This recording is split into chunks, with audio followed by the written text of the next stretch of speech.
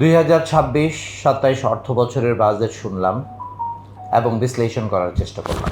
মাননীয় প্রধানমন্ত্রী, আপনাকে ধন্যবাদ। স্বাধীনতার 55 বছর পর আপনি এই জুয়েলারি খাতকে একটি শৃঙ্খলার মধ্যে আনার জন্য একগুচ্ছ প্যাকেজ আপনি ঘোষণা করেছেন। আমরা অভিভূত, আনন্দিত।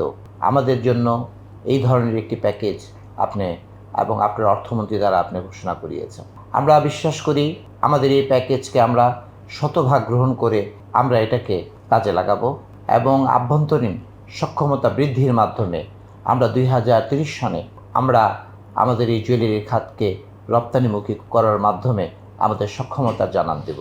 আপনার মেয়াদকালের মধ্যে আমরা 50,000 কর্মসংস্থান সৃষ্টির মাধ্যমে এদেশের বেকারত্ব দূরীকরণের জন্য আমরা পদক্ষেপ গ্রহণ করব।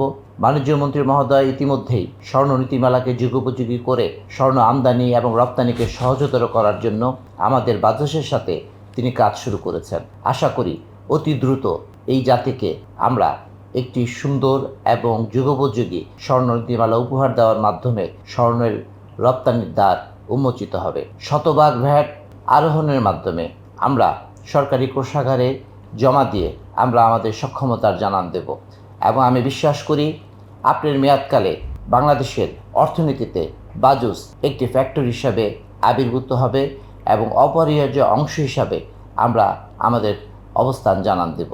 আপনার সর্বাঙ্গীন মঙ্গল কামনা করি। আপনার মেয়াদকাল যেন গৌরবময় হয় মহান সৃষ্টিকর্তার কাছে প্রার্থনা করি। ধন্যবাদ আপনাকে।